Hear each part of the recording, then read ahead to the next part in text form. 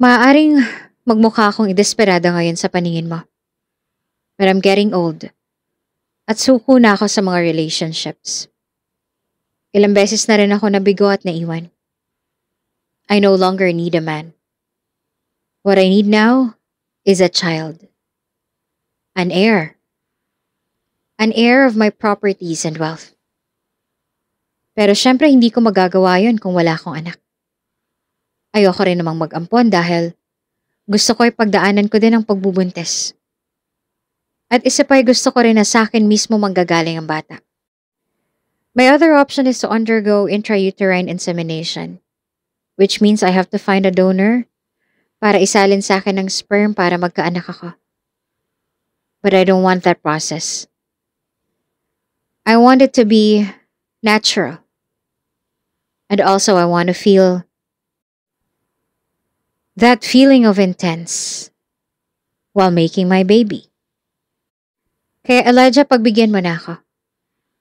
I don't easily trust anybody pero you got my trust. I don't know why. I think we may have something in common. Elijah, spend one night with me, and I will pay all the bills of your mother in the hospital. Just one night, Elijah. Just one night.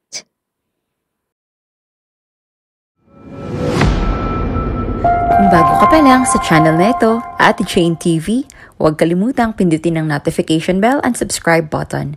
Sana po hindi naman malaking abala sa inyo ang pagpindot ng subscribe button dahil ang kapalit po nito ay ang pagsuporta para makapag-produce ng mga libreng stories sa mga channels ni Ate Jane. Maraming salamat!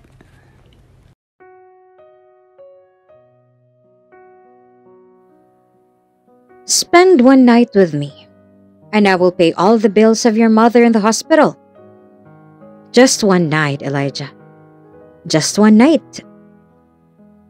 Desperada at desidido ang 30 anyos na bilyonaryang si Diana Salvador na makasiping ang ordinaryong lalaki na si Elijah San Juan. E paano pagkatapos? Seryosong tanong ni Elijah.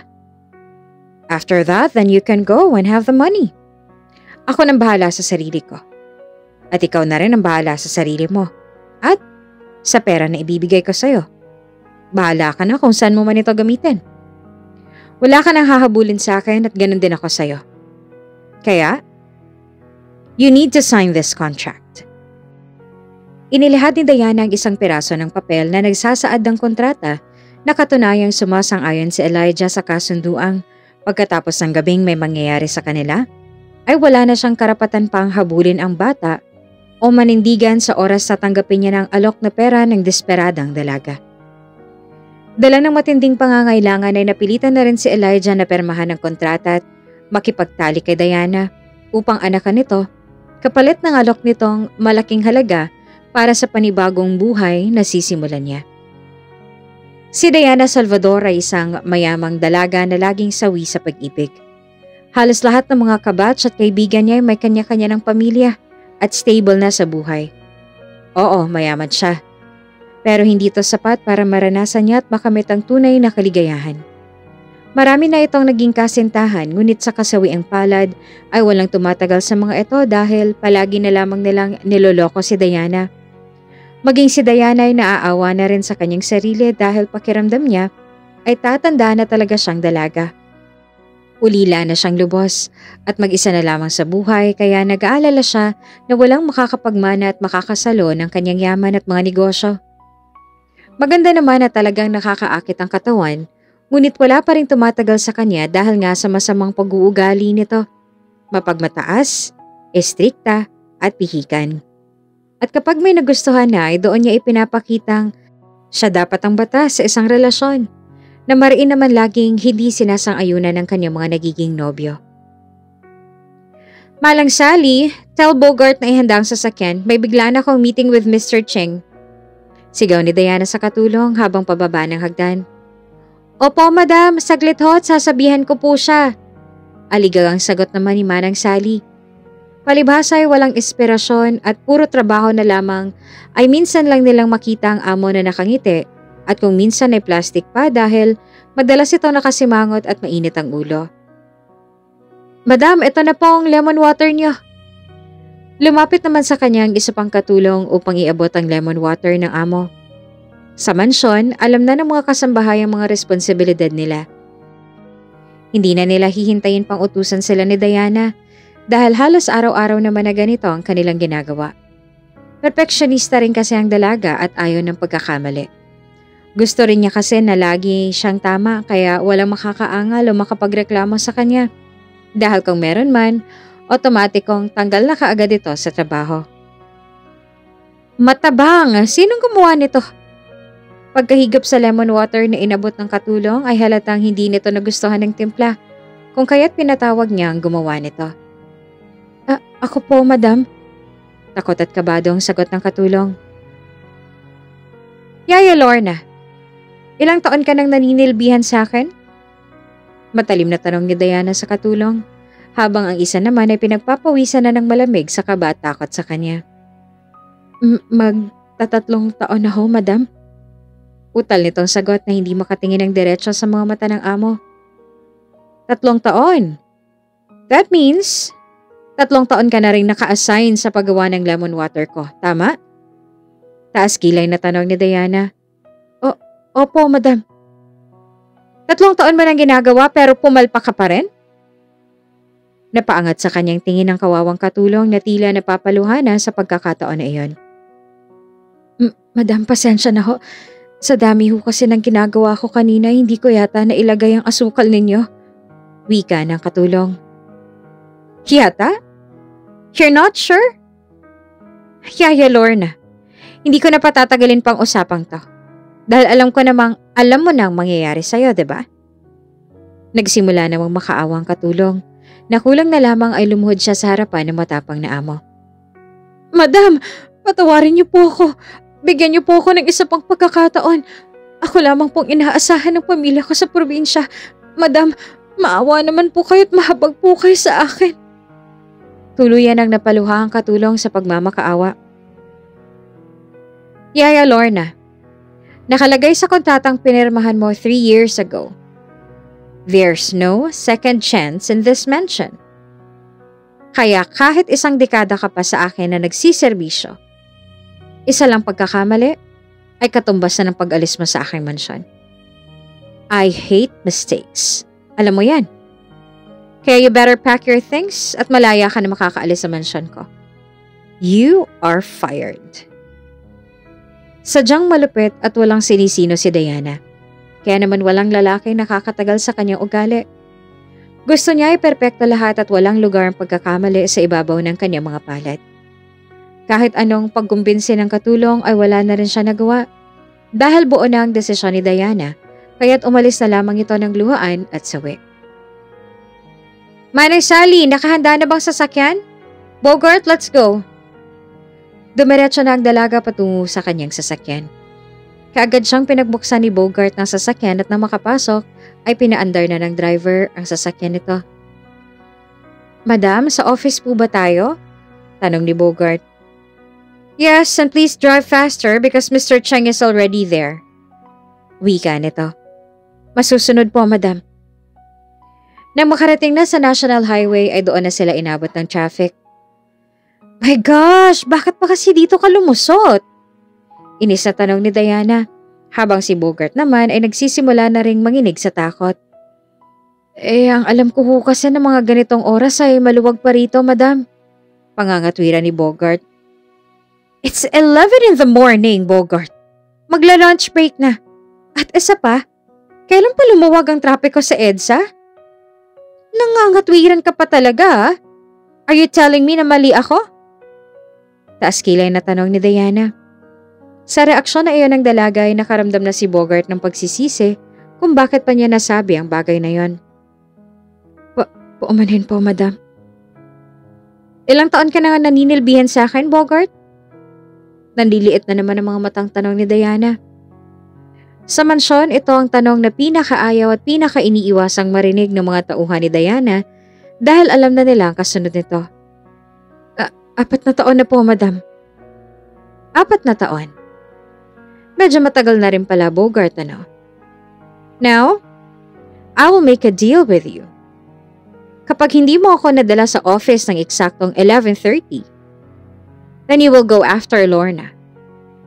Pero kapag naman nagawa mo, then you will stay and continue to enjoy my compensation and bonuses. So do something.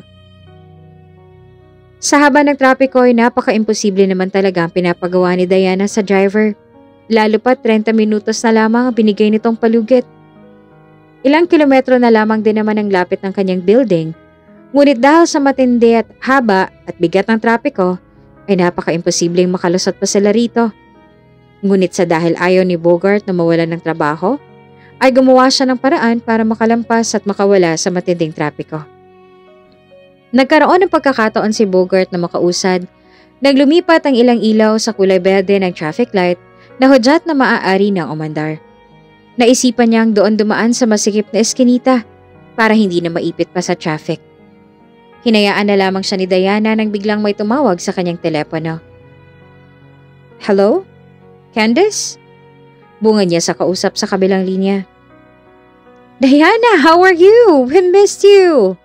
Tugon naman ang kausap. Si Candice ay isa sa mga matalik na kaibigan ni Diana. Mayaman din at maganda. Tumawag siya rito upang imbitahan ng dalaga para sa gaganapin nilang baby shower sa susunod na araw. Oh, I missed you too, Candice. So what made you decide to call me? Tanong ni Diana. Oh, I'd like to invite you for Saturday. At hindi ko na itatanong kung pwede ka ba dahil it's a must, Diana. You need to come on my baby shower. Nagulat naman si Diana sa imbitasyon ng kaibigan. Buntis ka na ba ulit? Gulat nitong tanong. Yes, and this is my second baby. Nako, Diana, napag-iiwanan ka na. Sa circle natin na ikaw na lamang ang walang anak. Gamitin mo naman ang yaman mo. O di kaya, gawin mo na lang yung in-advise namin sa'yo. Look for a sperm donor before it's too late. E total, ayaw mo namang mag-asawa. So, why not invest for a child? Ilang beses nang inaalok si Diana ng mga kaibigan na maghanap ng sperm donor at sumailalim sa IUI o ang ibig sabihin ay intrauterine insemination, na ang ibig sabihin ay isang uri ng treatment that gives sperm a better chance of fertilizing an egg. Isa pa ay ilang beses na rin na nabigo sa pag-ibig si Diana kaya ayaw niya ng mag-asawa. Para sa kanya ay sapat na ang bata at magkaroon ng tagapagmana. Bahagya namang napaisip si Diana sa sinabi ng kaibigan. Masyado na rin siyang nape-pressure sa paligid dahil kahit mayaman siya at madami ang pera, ay hindi pa rin ito buo at kompleto. Don't worry, I'll consider it kapag wala na talaga akong option. Besides, hindi naman ako nagmamadali. I will wait for the right time to come. Ito na lamang ang nasabi ni Diana kay Candice at saka nagpaalam na sa kausap at pinutol na ang linya.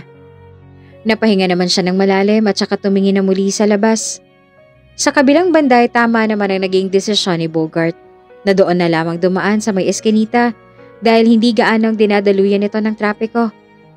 Samantala, sa loob naman ng palengke ay nagkakaroon na ng eksena at habulan sa pagitan ng mga pulis at mga pusher na nagbebenta ng droga at kabilang dito si Elijah. Isang ordinaryong lalaki na napilitan lamang gumawa ng masama dahil sa matinding pangangailangan. Nahuli sa akto si Elijah na mag-aabutan na sana ng item na dala sa kanilang buyer sa madilim na parte sa loob ng palengke. Nakatunog kaagad ang kanyang mga kasama kaya nagkaroon pa sila ng pagkakataon na makatakbo. Nauwi na rin sa putukan ng barel at walang tigil na taguan at habulan na animoy may nagaganap na shooting sa buong lugar ang eksena ng mga pulis at ng grupo ni Elijah. Kumaripas ang takbong Benata at swerteng naiiwasan at naiilaga ng mga balang ibinabaril sa kanya. Pawis na takot ang kabadong si Elijah na nagtago sa may ilalim ng batong lamesa na pinagpapatungan ng mga sariwang isda. Nasa ospital ang kanyang ina dahil sa sakit na pneumonia. Hindi niya mailabas ang ina dahil sa wala naman silang pera at stable na pinagkakakitaan. Kargador lamang ng gulay sa palengke si Elijah at gumagawa lamang ng mga tuyong kalamyas ang ina nito. At ito naman ang kanya binibenta kaya talagang hindi sasapat ang kita na mag-ina kahit pambili lamang ng gamot. Ano? Nakita mo ng iba? Tanong ng isang pulis sa kasama na nakahinto sa tapat ng pinagtataguan ni Elijah. Dumoble naman ngayon ang kaba ng binata dahil halos isang dangkal na lamang ang lapit ng mga pulis sa kanya. May 3 nang nahuli. Nakatakas na yata ang iba. Sagot ng kausap. Ilang segundo rin silang nakatayo doon at kalaunay umalis na rin ang 2 pulis. Nang makaalis ay muling sinilip ni Elijah ang buong lugar kung naroon pa nga ba ang mga pulis. Sa pag-aakalang wala na ay lumabas na siya mula sa pinagtataguan at kumaripas na ng takbo palayo. Sa paglabas niyang yon ay hindi niya napansing may nakaabang na pala na pulis sa may labasan at doon ay bigla siyang nakita ng mga ito. Muli siyang hinabol ng mga pulis at doon siya dumiretso sa may likod ng palengke patungo sa may eskinita. Sakto naman na nakatigil pa rin ang kotse na sinasakyan ni Diana doon sa may likod ng palengke. Wala nang ibang matatakbuhan si Elijah ng mga oras na yon. Kaya ginawa niya na ang desisyon na hindi inaasahan. Hindi nakalock ang sasakyan ni Diana na nakatigil doon. Kaya naglakas ng loob si Elijah na pumasok at magtago. What the hell? Sigaw ni Diana sa gulat. Panay naman ang lingon ni Elijah sa labas na halatang may pinagtataguan. Hey! Get out of my car! Or else tatawag ako ng pulis! Muling balyaw ni Diana kay Elijah. Aligaga at hindi naman mapakali si Elijah na lumingon sa dalaga. Miss, pakiusap. Kahit ilang segundo lang, oo. Nasa hospital po ang aking ina at kapag hindi ako nakabalik doon ay baka hindi ko na siya maabutan. Pakiusap po. Wala naman ho akong ibang mataguan. Pagmamakaawa pa ni Elijah sa dalaga. Tila diring-diri naman ang itsura ni Diana na pinapasadahan ng tingin ng pawisan at madungis na itsura ng binata. Pero kahit ganon pa man, ay hindi maitatanggi na may angking kagwapuhan si Elijah at kaunting ayos lamang dito ay pwede na itong kunin na isang modelo. Dahil sa natural na ganda ng katawan nito, dahil na rin sa araw-araw na uri ng trabaho nito, ang pagbubuhat ng mabibigat na bultuhan ng mga gulay. Wala akong pakialam. Hindi mo ba alam na kakapalinis ko pa lamang na tong sasakyan? Tapos uupuan mo lang? How disgusting! At isa pa nagmamadali ako, kaya bumaba ka na dyan. Maawa na ho kayo. Pagkalampas po ng mobile na yan ay bababa na ako at hindi na ako magpapakita pang muli. Pangako, nakikiusap po ako sa inyo, miss. Nagsalita naman si Bogart. Ano madam? Gusto mo bang kaladkarin ko na yan palabas? Saad nito habang nakatingin sa may front mirror. Sa puntong ito ay tila nag-isip si Diana. Tunay na likas na mapagmataas at kinakaayawan ng marami ang ugali niya. Ngunit may kung ano sa kanya na pawang gusto niyang maniwala sa sinasabi ng binata. Napangiti si Diana sa mga pulis na nasa labas habang isa-isang pinapasok ng mga ito ang mga nahuli sa loob ng mobile. Okay, I'll give you 1 more minute to get out of my car. Just 1 minute, understood? Kung hindi pa nakakaalis sa mga pulis na yan sa loob ng 1 minuto, ay ipapakaladkad na kita sa tauhan ko palabas ng sasakyan. Nagkakaintindihan ba tayo? Tumango naman ang binata. Oo, sige. Maraming salamat, miss. Inirapan na lamang siya ng dalaga at saka napatingin kay Bogart na nakatingin sa kanya. What are you looking at? Mataray na tanong ni Diana kay Bogart. Wala po, madam. Utal na tugon nito. Marahil ay nagtataka si Bogart dahil ito ang unang pagkakataon ni Diana na magpa-unlock ng isang pabor sa isang tao na ngayon pa lamang niya nakikilala. Habang naghihintay ay naubos naman ang oras si Diana at mas malalagay sa alanganin ng trabaho ni Bogart kaya hindi na siya mapakali sa kaba. Samantala, sinamantala naman ni Diana ang pagkakataon na yon upang mag-usisa kay Elijah. Hey! Taas kilay niyang tawag kay Elijah. Ako po ba? Utal naman niyang tugon. May iba pa ba? Sagot naman ng dalaga. Are you a criminal? Pagpapatuloy pa ni Diana nang may pagdududa. Hindi po ako kriminal. Depensa ni Elijah sa sarili. Bakit ka nagtatago sa mga pulis? At saka bakit parang takot na takot ka? Usisa ni Diana. Napasubo na ho ako eh. Naset up ho ako pero wala ho talaga akong alam sa mga transaksyon ng mga kasama ko. Napilitan lamang ho akong gawin ng mga bagay na pinapagawa nila para sa aking ina na nasa ospital. Kailangan ko na ho kasi ng pera. Wala na ho akong nagawa. Pero miss, hindi ho ako masamang tao. Kwento ni Elijah. Bakit pa kasi hindi kayo mag-isip ng mas legal na paraan? At hindi ganito na mas papalalain niyo pa ang sitwasyon ng buhay niyo. Mga mahirap nga naman. Kapag no choice na, lagi na lamang sa patalim kumakapit kesa umisip ng mas legal na paraan. Dala ng matinding kaba na nararamdaman ay hindi na napansin ni Elijah ang sinabing iyon ni Diana.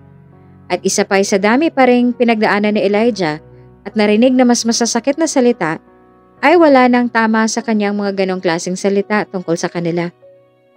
Bago pa umabot ang 1 minuto, ay tuluyan ng umalis ang mobile na sinasakyan ng mga pulis kasama ang mga pusher na nahuli. Oh, umalis na ang mobile. Makakaalis ka na rin. Wika naman ni Diana. Kaagad namang sumagot si Elijah. Maraming salamat po. Maraming salamat sa tulong niyo. Tatanawin ko ho itong isang malaking utang na loob. Mauna na ho ako. Ngunit bigla siyang pinigilan ni Diana. Wait, are you looking for a job? Diretsang tanong nito. Mabilis na maglumingon si Elijah sa mayamang dalaga. Oh, ho sana. Bakit niyo ho natanong? Tanong ng binata. Napatingin si Diana sa kanyang relo at saka napatingin kay Bogart na saktong nakatingin rin sa kanya. Bogart? Taas kilay na tanong ni Diana. Anong oras na? Seryoso nitong tanong kay Bogart na tila alam ng ibig sabihin ng kanyang Madam Diana. 11:40 na, Madam. Kabado nitong sagot. 11:40? Ano ang usapan natin? Muling tanong ni Diana. Napatingin naman si Elijah sa pinag-uusapan ng dalawa at walang kamalay-malay sa nangyayari. Madam, hindi ko naman ho siguro kasalanang mapatigil tayo ng matagal dito. Muling pangangatwiran ni Bogart. Alam niyang ayaw na ayaw ni Diana ang nangangatwiran, ngunit kailangan niyang sabihin yon para magbakasakaling palampasin nito ng dalaga. Pangalawang pangangatwiran mo na yan. At saka wala pa naman akong sinasabi. Bakit parang takot na takot ka na? Sagot naman ni Diana. Don't worry, Bogart. Hindi naman kita tatanggalin sa trabaho. Tatanggalin lamang kita sa posisyon at doon na kita dadalhin sa kumpanya ko bilang driver ng carpool ko. You will be no longer my personal driver. Pagpapatuloy nito. Maaaring bumaba ang pwesto ni Bogart, ngunit pabor pa rin ito sa kanya dahil hindi na si Madam ang mag-uutos sa kanya at hindi na rin siya mape-pressure araw-araw sa trabaho. Bumaling naman ang atensyon ni Diana kay Elijah na kanina pa ang nagmamasid sa kanila. Anyway, what's your name again? Istriktang tanong na to. Elijah po. Utal namang tugon ng binata. Elijah, can you drive? Si Elijah ang papalit sa posisyon ni Bogart at ang inassign ni Diana na maging bagong personal driver niya. Opo, marunong po ako mag-drive. Sa katunayan ho ay karelyebo ho ako ng aming driver ng truck kapag wala siya. Masigla namang wika ni Elijah. At sa sagot na iyon ay tila kaagad namang nakumbinsi si Diana upang pagsimulain na kaagad ito sa trabaho. Good! Start ka na ngayon. Bogart, dalhin mo lang ako sa office and then ipapaturn over na kita doon. I'll call my secretary to take care of your contract. And you? You better fix yourself. After ng meeting ko ay isasama na kita sa mansyon para mag-ayos ng sarili, para maging formal ka naman. At ikaw nang magdadrive pa uwi. Wala sa bokabularyo ni Diana ang mag-direct hire, lalo pat wala namang dokumentong maihaharap sa kanyang isang aplikante, kaya't bakas din sa itsura ni Bogart ang pagtataka. Sa ikinikilos ng amo. Ngunit sa kabilang banday, kilala naman talaga nila si Diana na padalos-dalos kung magdesisyon. Kung kaya't sa isip ni Bogart ay baka umiral na naman ang mga ganitong karakter ng kanyang amo. Talaga ho? Hindi makapaniwalang tanong ni Elijah. Yes, ayaw mo ba? Ang mga ganitong alok at hindi inaasahang biyaya ay hindi na dapat pinapalampas pa, lalo pa sa isang mahirap na katulad ni Elijah. Kung kaya'y wala ng minuto itong pinalipas pa. Gusto ko ho. Malaking tulong ho yan sa akin para makalabas na ho ang nanay ko sa ospital. Mabilis na pagtugon ni Elijah. Tumango na lamang si Diana sa sinagot ng binata at saka ipinaling ang ulo kay Bogart. O siya Bogart, iandar mo na. I hate dramas. Tuluyan na silang umalis sa lugar. Nang makarating sa kumpanya ay doon na itinurn over ni Bogart kapalit ni Elijah at tinapos na ang meeting kay Mr. Cheng bago bumalik sa mansyon. Manang Sally! Manang Sally! Nasa pintuan pa lamang ng bahay ay abot-abot ng sigaw ni Diana. Mabilis na masumulpot si Manang Sally kahit may iba pang ginagawa ay otomatikong iniwan niya ito para lamang sa tawag ng madam. Madam, ano hong ipag-uutos ninyo? Nanginginig na tanong ng katulong. Napatingin naman si Elijah at napansing parehas lamang ito ng reaksyon ng driver kanina na si Bogart na nanginginig rin sa takot sa tuwing kausap si Diana. This is Elijah, my new personal driver. Samahan mo siya sa dating kwarto ni Bogart at ipasuot sa kanyang mga uniforme nito. Pagamitin niya rin muna ng banyo para makapaglinis ang katawan. Utos ni Diana. Masusunod po, madam. Mabilis na tugon ng katulong. Katulad ng utos ni Diana ay isinama ni Manang Sally sa silid ni Bogart sa Elijah na magiging kwarto niya na ngayon. Hindi naman maiwasan ang katulong na mapatingin kay Elijah at sa katawan nito na madungis at medyo mabaho, ngunit hindi niya maitatangging may angking kagwapuhan ang binata. Nang magawa lahat ni Elijah ang pinapagawa ni Diana, ay sinamahan na muli ito ni Manang Sally patungo sa kinaroroonan ng dalaga na nagpapahinga na sa may veranda. Madam, ito na ho si Elijah. May ipag-uutos pa ho ba kayo, madam? Tanong ni Manang Sally. Ikinumpas na lamang ni Diana ang kamay pataas, tanda nang wala na siyang ipapagawa rito. Kaya'y umalis na si Manang Sally at iniwan na ang amo at si Elijah sa may veranda. Nakatalikod na nakaupo sa couch si Diana at saka humarap kay Elijah. He is so different now. Tila mapagkakamalang ibang tao ngayon si Elijah. Nakasuot ng white t-shirt na nakatuck in sa black fitted slacks. Hindi maiwasan ni Diana na mapakagat sa kanyang pangibabang labi dahil sa itsura ng lalaking nakaharap sa kanya ngayon. Nahihiya namang nakatingin si Elijah sa dalaga at tila naiilang sa kanyang bagong postura. Hayan, di nagmukha kang tao. Kumpara kanina na mukha kang pulubi sa daan. Sumunod ka sa akin at kailangan mong pirmahan ang kontrata. Panimula ni Diana. At bago pa tuluyang mahulog sa buong sistema ng binata, ay niyaya niya ito sa may mesa upang pirmahan ang kontrata. Muling iginala ni Elijah ang kanyang paningin sa buong lugar. Napamangha siya sa laki dahil veranda pa lamang ay parang isang buong bahay na. Ang laki naman ng bahay niyo. Mag-isa ka lang ba rito? Tanong ni Elijah.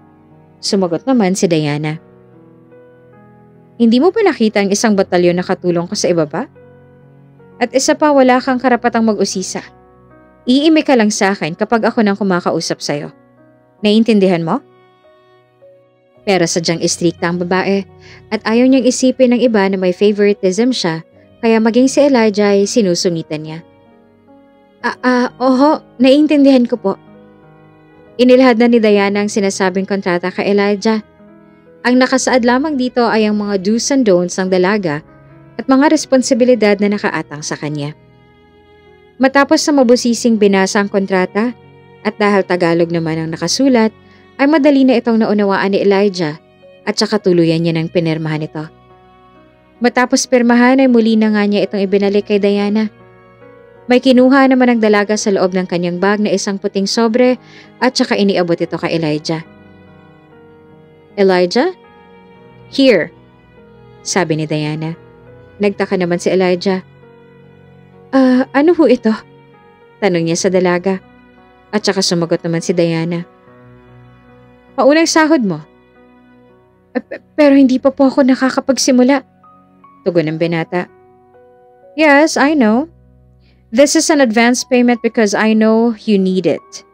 For the hospital bill of your mother.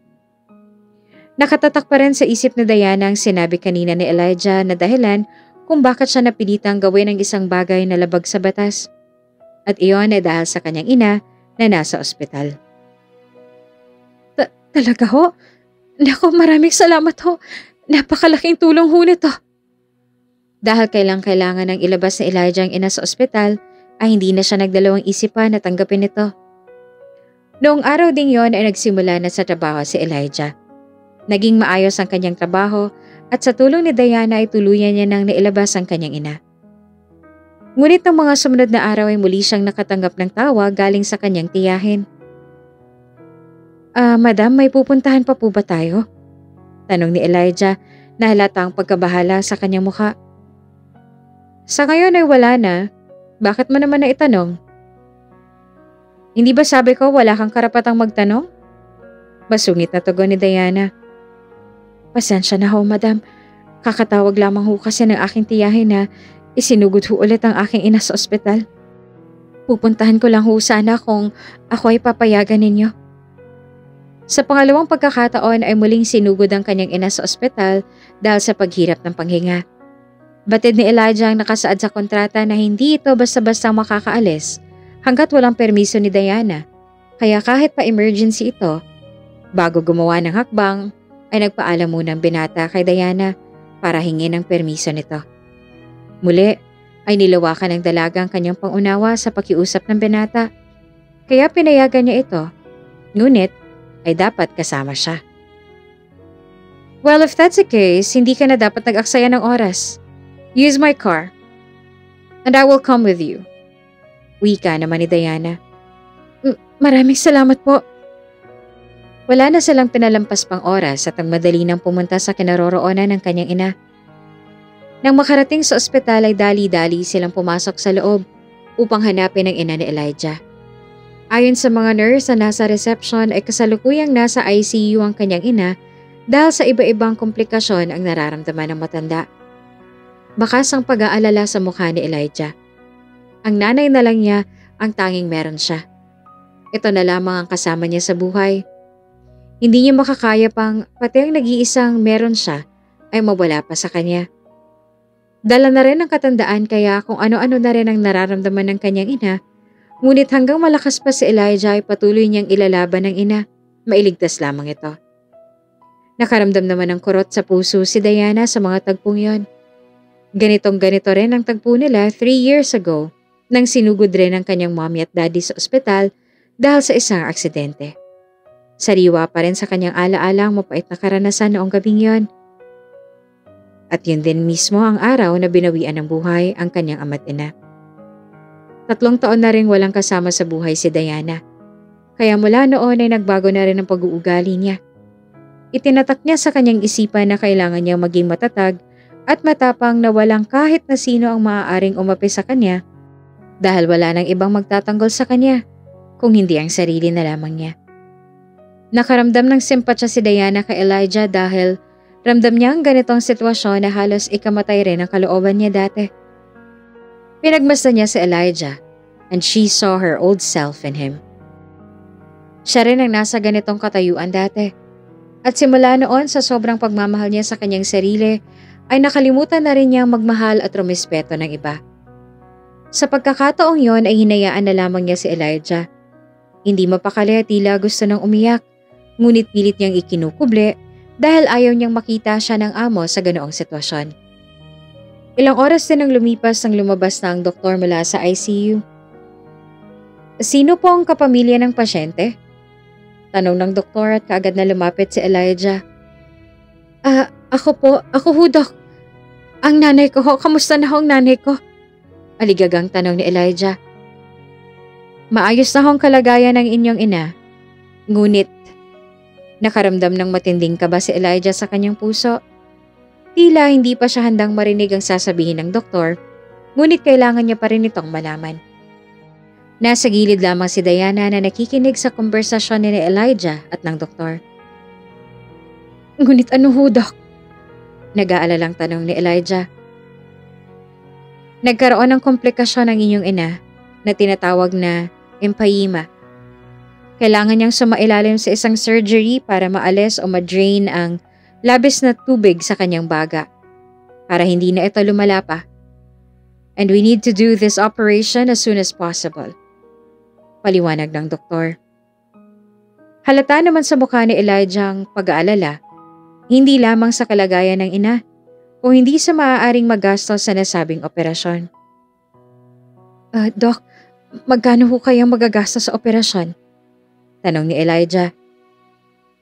The surgery will cost half 100,000 pero hindi pa kasama rito ang mga magagastos sa mga gamot after ng surgery. You better prepare more or less 100,000 for other expenses. Biglang nanlumo si Elijah. Sa trabaho niya ay hindi niya kaagad makukuha ang kitang 100,000 sa isang iglap lamang. Ngunit katulad sa sinabi ng doktor, kailangan ng maoperahan ng ina sa lalong madaling panahon. Sige ho, Doc. Gagawin ko ho agad ng paraan. Pero malilipat na ho ba ng kwarto ang aking ina ngayon? Tanong ni Elijah na punong-puno ng kumpiyansa sa sarili. Oo, maaari na siyang ilipat sa recovery room for now.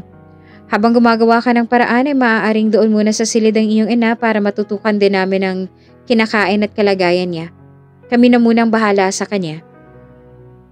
Kahit papaano'y umalwa naman ang pakiramdam ni Elijah dahil wala na sa panganib ang buhay ng ina. Ang tanging kailangan niya na lamang ngayon ay gumawa ng paraan para maisagawa ng operasyon sa lalong madaling panahon para hindi na lumala pa. Pagka-uwi sa mansyon ay ito pa rin ang iniisip ni Elijah. Nakatayo lamang siya habang pinagmamasdan ng amo na papasok ng mansyon. Huminto sandali si Diana at saka lumingon kay Elijah. Elijah, tawag nito. Sumagot naman kaagad ang binata. Ano ho yun, madam? Igarahe mo ng sasakyan and then magpahinga ka muna ng kaunting oras at mag-freshen up at saka sumunod ka sa veranda. Pagkasabi niyon ay tumalikod ng muli si Diana at nagtungo na sa veranda. Muli namang nagtaka si Elijah sa utos na iyon ng dalaga. Ngunit dahil amo niya ito ay wala siyang choice kundi ang sundin ito. Matapos si paradang sasakyan ay nagpahinga na muna ito at naglinis ng katawan at saka nagtungo na ito sa veranda kung nasaan ang dalaga. Madam, tawag nito. Garen, maupo ka. Utos ni Diana na bagong ligo at nakasuot na lamang ng bathrobe. Kinuha ng dalagang isang bote ng wine at saka nagsalin sa 2 wine glass na naroon at iniabot ang isa kay Elijah. Have a drink. I know how stressed you are. Hindi naman masamang mag-unwind kahit sandali lamang. Sambit ni Diana sabay lagok sa alak. Sa daming ngang nangyayari ngayon sa buhay ni Elijah, ay marahil ito na nga yata ang kailangan niya sa ngayon, ang mag-unwind at makapag-isip-isip kaya sinamahan niya na rin ang amo na uminom. Pasimple namang napahangan sa angking ganda ni Diana si Elijah. Wala itong kahit na anong kolorete sa mukha ngayon, kaya ay kitang-kita ang natural na kasimplehan na mukha ng dalaga. Maamang mukha nito na malayo sa masungit na karakter nito. Ilang sandali rin nakatitig si Elijah nang mapansin na ito ni Diana. May problema ba? What are you staring at? Mabilis namang bumalik sa ulerat si Elijah at saka umiwas ang tingin sa dalaga. Wala po. Palusot ni Elijah. Nga po pala. Bakit niyo po ako pinatawag dito? Muling tanong pa ni Elijah. Tumahimik sandali si Diana at saka tumingin sa lalaki. Elijah, you need my help? Diretso nitong tanong. Inaasahan na ito ni Elijah na mag-aalok muli ng tulong sa kanyang amo. Kung ako ho ang tatanungin ninyo at base sa narinig niyo ho kanina, ay kailangan ko ho talaga ng tulong. Kailangan ho ako ng nanay ko. Kaya kung ano man hong iaalok niyo sa akin ngayon, maluwag ko pong tatanggapin. May iaalok ako sa'yo. But this is a kind of confidential and offer for a lifetime. Saad na seryoso ni Diana. Nagtaka naman si Elijah. Ano ho yun? Usisa ng binata. Elijah, you will be no longer my driver. After tonight, you can walk away from the mansion and forget everything that happened. Panimula ni Diana. Bakit naman ho? Ano ho bang iaalok ninyo? Muling tugon ng binata. Tumayo na sa kinatatayuan si Diana at saka ipinaliwanag na ng maayos kay Elijah ang pabor na kanyang hihingin. Maaaring magmukha na akong desperada ngayon sa paningin mo. But I'm getting old. At suko na ako sa relationships. Ilang beses na ako nabigo at naiwan. I no longer need a man. What I need now is a child. An heir. An heir of my properties and wealth. Pero syempre hindi ko magagawa to kung wala akong anak. Ayoko rin namang mag-ampon dahil gusto ko ay pagdaanan din ang pagbubuntis. At isa pa ay gusto ko ay sa akin mismo manggaling ang bata. My other option is to undergo intrauterine insemination, which means I have to find a donor of sperm para isalin sa akin para magkaanak ako.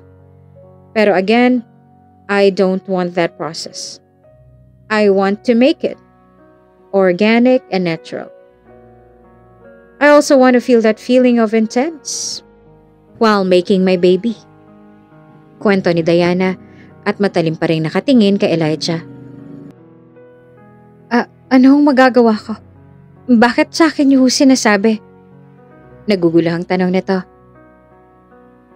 Elijah, you have a good quality of a man. Gwapo. Matikas ang katawan at higit sa lahat ay may puro at magandang intensyon. Mapagmahal at may malasakit sa kapwa. Lalong-lalo na sa iyong ina. Sapat ng mga karakter na yan para mamana ng magiging anak ko sa'yo. Ito lamang ang naiisip ni Diana na paraan para mabuntis siya at magkaanak. Para sa kanya naman ay pasok si Elijah sa standards niya sa lalaki. Kaya wala namang masama kung susubukan niyang makiusap sa binata para lamang may mangyari sa kanila at mabigyan siya ng anak. Sa akin? Tanong ni Elijah na naguguluhan pa rin ang reaksyon. Yes, Elijah. Now, ako naman ang hihingi ng pabor sa'yo. At sana, pagbigyan mo ako. I don't easily trust anybody. Pero you easily got my trust. I don't know why. I think we have something in common in terms of being family-oriented. Kaya Elijah, spend one night with me, and I will pay all the bills of your mother in the hospital. Just one night? Just one night, Elijah. Sa tono ni Diana ay tila wala na makakapigil pa sa kanya sa kanyang iniisip na plano. Desperada na siyang magkaanak kay Elijah at kahit ano ay ibibigay niya pagbigyan lamang siya ng binata sa kanyang hiling. Bilang isang babae ay hindi madali ang magbitiw ng ganitong desisyon dahil puri at dangal niyang natatapakan. Ngunit dahil sa pressure na ibinibigay sa kanya ng paligid ay napilitan na siyang magdesisyon para matapos ng matagal niya nang alalahanin. Pero paano po pagkatapos? Sa isip ni Elijah, kung mabubuo man ang bata, ay anak pa rin niya ito. Wala naman silang nararamdaman para sa isa't isa. Kaya iniisip niyang iisipin ng bata kapag lumaki ito. At paano kapag natuto ng maghanap ang bata? Katulad na sinabi ko, I don't need a man to raise my child. I can do it on my own. Because I have my wealth and a lot of resources. Kailangan lang may mangyari sa atin ngayong gabi. And after a week, I will check if mabubuntis ako. Kapag hindi ako mabuntis, we will repeat the process. Pero kapag nabuntis ako, you will stop serving me. And you may leave the mansion with the money. Don't worry. Bukod sa pambayad sa hospital bill ng nanay mo, bibigyan din kita ng sapat na halaga para makapagsimula ka ng bagong buhay at pambili na rin ang gamot ng nanay mo. Sagot ni Diana. Pero paano ang bata? Muling tanong ni Elijah. Hindi mo siya kikilalaning anak. May papipirmahan ako sa iyong kontrata kung saan nakasaad dito na kapag nabuo na ang bata, ay wala ka ng karapatang maghabol. Sa akin na ang bata. At wala na siyang kikilalanin na magulang kundi ako lang. Nauunawaan mo ba? Isa ito sa sinigurado ni Diana. Alam niyang magtatanong ng ganito si Elijah. Kaya gumawa siya ng isang kontrata ng kasunduan na kailangang pirmahan ng binata. Kung desidido na si Diana para magkaanak, ay desidido na rin si Elijah para sa operasyon ng kanyang ina, kaya buong loob niyang tatanggapin ang alok ng dalaga. Sige, alang-alang sa nanay ko. Gagawin ko yan. Matapang na sagot ni Elijah. Sa sagot na iyon ay lumuwag naman ang mga ngiti sa labi ni Diana na tila nagustuhan niyang pagsang-ayon ng binata. Good. Madali ka naman palang kausap eh. Let's toast. At itinaas nila ang hawak na wine glass at saka nag-toast. At dahil mas gusto pang makilala ni Elijah si Diana bago nila gawin ang pakikipagtalik sa isa't isa, at kinuha niya ang pagkakataon na iyon para mag-usisa. Siguro naman pwede na ako mag-usisa ngayon dahil wala na ako sa trabaho? Tanong ni Elijah. Kaagad namang sumagot si Diana. What is it? Muling tinitigan ni Elijah ang kabuuang itsura ng dalaga nang may nangaakit ng mga tingin. Maganda ka. Mayaman. At halos nasa iyo na ang lahat. Pero bakit iniiwan ka pa rin at sinasaktan? Tanong nito. Umirap naman ang bahagya si Diana. I don't know. Maybe hindi lamang nila ako kaya o makontrol? Kaya siguro walang nagtatagal. Sagot nito. Kaagad naman itong pinabulaanan ni Elijah. Kita at ramdam ko yan sa trato mo pa lamang sa mga tao mo. At likas sa mga lalaking ma-pride at ma-ego. May ugali talaga kaming gusto namin ay kami ang batas sa relasyon. At kayong mga babae lamang ang tagasunod. Pero sa tingin ko, kung mahal talaga ng isang lalaki ang kanyang nobya, kahit na magmukha pa siyang utu-uto sa paningin ng ibang tao, hindi niya ito papansinin. Alang-alang sa babaeng pinakamamahal niya. Tinitigan ni Diana si Elijah na parang matagal niya na itong kakilala. She is an exceptional woman with sense. She speaks her mind with many, but her heart with few.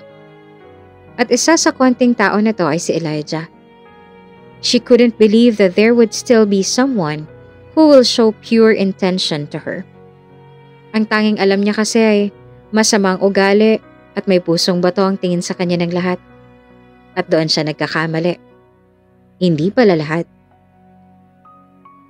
So, hindi nila ako mahal. Hindi rin nila deserve ang love and respect ko. Sagot ni Diana. Pero sa tingin ko naman ay mabuti kang tao. Wika naman ni Elijah. How do you say so? Tanong ng dalaga na tila nanghahamon. Wala namang ginawa ang Diyos na tao na masama na kaagad ang ugali. Nagbabago lamang naman ang ugali ng isang tao base sa kanyang kinagisnan, sa mga nakasama at nakasalamuha at sa naging karanasan nito sa buhay. Kaya kung alin man sa mga dahilan na yan ang nakapagpabago ng ugali mo, naniniwala ako, may puwang pa rin ang kabutihan dyan sa puso mo. Diana is still a woman. Kahit pa independent at matapang na babae ang iharap niya sa lahat, ay hindi pa rin maiaalis na babae pa rin siya. May malambot na puso at may kahinaan. At sa pagkakataong yun, ay nakuha kaagad siya ni Elijah. She never speaks with a man katulad ng pakikipag-usap niya ngayon sa binata. At kalahati ng isip niya ay masasabi niyang nakuha ng binata ang tiwala niya. Hindi man buo pero sapat na para ibigay at ipagkatiwala niya ang kanyang sarili sa binata. Hindi niya alam kung napaparami na bang naiinom na lang ngunit natutuwa siya sa mga sinasabi ngayon sa kanya ni Elijah. Will you sit beside me? Utos ni Diana na namumungay na ang mga mata. Kaagad namang sumunod si Elijah at tumabi sa tabi ng dalaga. Ang ganda mo. Kailan ka pa nahulog? Dala na rin ang tama ng alak ay unti-unti nang lumabas ang kakulitan at pagkapalabiro ni Elijah. Nagtaka naman si Diana na tila hindi naiintindihan ang sinabi ng binata. Huh? Muling inulit ni Elijah ang tanong. Sabi ko, kailan ka pa nahulog? Dahil ngayon lamang ako nakakita ng isang anghel na nahulog dito sa lupa, galing sa langit. Gustong tumawa ni Diana sa banat na iyon ni Elijah, ngunit hindi niya dapat ipahalatang nagugustuhan niyang pakikipag-usap na iyon sa binata. Corny. Matipid na tugon ni Diana. Ngunit talagang umiiral ng pagiging makulit ni Elijah, kaya'y bumanat pa ulit ito ng isa pa. Oh, nakikita ko na. Nagsalubong naman ang kilay ni Diana at napahawak sa kanyang mukha. Anong nakikita mo sa mukha ko? Utal nitong tanong. Nakikita ko ng mapapangasawa ko. Sa katauhan mo. Mabilis namang tinapik ni Diana sa ulo si Elijah, sabay hindi na napigilan pa ng dalagang mapatawa at ganoon din si Elijah. Lalong nangibabaw ang kagwapuhan ng binata dahil sa lalim ng biloy nito sa kanyang pisngi. Crazy. Ulitin ko lang ha. Ang mangyayari ngayon ay no love, no feelings, just pure lust. At isa pa, bago pa man matapos ni Diana ang sasabihin, ay mariin itong hinalikan ni Elijah sa kanyang mga labi. Nakamulat si Diana at nagulat sa ginawang iyon ng binata. Hanggang sa kusa nang nagsasarado ang kanyang mga mata dahil nadadala na siya sa kawalan ng mga halik na iyon na ibinibigay sa kanya ni Elijah. Tanging tunog lamang ng kanilang pagkahalikan ang nangingibabaw sa ingay sa buong lugar. Damang-dama ni Elijah ang bawat paghalik niya at lalong ikinataas ng init ang temperatura ng kanyang katawan. Niyakap niya ng mahigpit ang balingkinitang katawan ni Diana na tila naging sunod-sunuran na lamang ang dalaga. Ilang segundo silang namahinga ngunit bumalik muli sa init ng romansa ang dalawa hanggang sa tuluyan na nilang maisagawa at maibigay ang matinding pangangailangan ng kanilang katawan ngayon. Kinaumagahan, nakabihis na si Diana, habang si Elijah naman ay kagigising pa lamang. Tumayo ito nakakamot-kamot pa sa ulo papalapit kay Diana na tanging boxer shorts lamang ang saplot sa katawan. Here. Inilahad ni Diana ang isang puting sobre. Ano to? Tanong nito sa tinatamad na boses. Yung napagkasunduan natin. Yung pera. Sagot ni Diana. Tila bumalik na ulit ito sa dating personalidad. Ang dami nito ah. Tuloy ang nagising ng diwa ni Elijah ng bilangin ng pera. Labis pa sa inaasahan niya at sa sinabi ng doktor na halaga na kakailanganin niya. That's all yours. At ito ang kontrata. Pirmahan mo na. Katulad ng napagkasunduan ay kailangang pirmahan ni Elijah ang kontrata. E paano kapag hindi ko pirmahan? Ngunit tila nagdadalawang isip na si Elijah kung kaya't muli ito nagtanong. You must. May pinag-usapan na tayo kagabi, diba? Kaya pirmahan mo na yan at may meetings pa ako. Inis na utos ni Diana. Ibig sabihin ba nito simula ngayon na hindi na ako magtatrabaho sa'yo? Tanong ng binata. Yes. Pero if negative ang magiging test, ipapatawag pa rin kita. Pero kung positive na, huwag ka na magpapakita. Kondisyon ni Diana. Hawak na ni Elijah ang ballpen na tila nag-aalinlangang permahan ng kontrata. Ngunit sa tuwing sasagi sa kanyang isip ang kalagayan ng ina, ay wala siyang ibang choice, kundi ang sumunod sa kasunduan. Kaya wala na rin siyang nagawa, kundi ang pirmahan ng kontrata. Nang mapirmahan ay kinuha na ito ni Diana. I gotta go. Dalhin mo ng mga gamit mo at si Bogart na ulit ang personal driver ko. Kinuha na ni Diana ang bag at saka iniwan ang binata sa silid. Hindi na rin nakaimik pa si Elijah. Sa isip niya ay ibang-iba si Diana ngayon kumpara kagabi. Sa isang iglap, ay nawala na yung mga ngiti at halakhak na nakita niya sa mukha ng dalaga kagabi at napalitan na muli ng mukhang laging nakasimangot at galit. Mula ng araw na iyon ay hindi na muli pang nagparamdam si Elijah. Naoperahan na rin ang kanyang ina at nagsimula ng maliit na negosyo. Kahit wala na sa poder ni Diana, ay tila hindi na ito mawala sa kanyang isipan. Iniisip na siguro ay buntis na si Diana dahil magtatatlong linggo na hindi pa rin siya kinukontak ng dalaga. Kung siyang papipiliin, ay handa niyang panagutan ng bata Gustuhin lamang ni Diana. Ngunit alam naman niya na imposible ito dahil wala namang nararamdaman sa kanyang pag-ibig ang dalaga. Samantala, sa mansyon ay hindi naman makamayaw ang nararamdaman ni Diana. Positive. Buntis na siya. Sinubukan niya mag-test sa maraming pagkakataon at isang resulta lamang ang lumalabas. Positive. Oh, thank God! Naluluhang bulong ni Diana sa sarili. Para makasigurado ay nagpa-check up pa rin siya sa kanyang OB at dito napatunayang buntis nga si Diana. At nang malaman ng magandang balitang ito, ay mas inalagaan niya ang sarili. Umiwas na rin siya sa stress at sa mga masasamang bagay na maaaring pagmula ng anumang komplikasyon sa kanyang pagbubuntis. Naging sensitibo siya lalo na sa mga panahon ng kanyang paglilihi. Hanggang sa mga anak siya at maisilang isang sanggol na babae ay sinama ng Sally lamang ang nag-aasikaso sa kanya. Matapos ang 7 taon ay tila nagkakulay at nagkaroon na muli ng sigla ang buong mansyon sa katauhan ng magandang bata na si Elise. Mommy! Mommy! Malakas na sigaw ni Elise mula sa kanyang silid. Kumaripas naman ng takbo sinama ng Sally at inang si Diana papunta sa kinaroroonan ng anak. Elise, ano nangyari? Nag-aalalang tanong ni Diana. Naabutan naman nila ang bata na nakaupo sa kama na may hawak-hawak na manika. Kabibili lamang ng ina nito noong isang araw lamang. Mommy, this doll is so filthy. I don't want this anymore.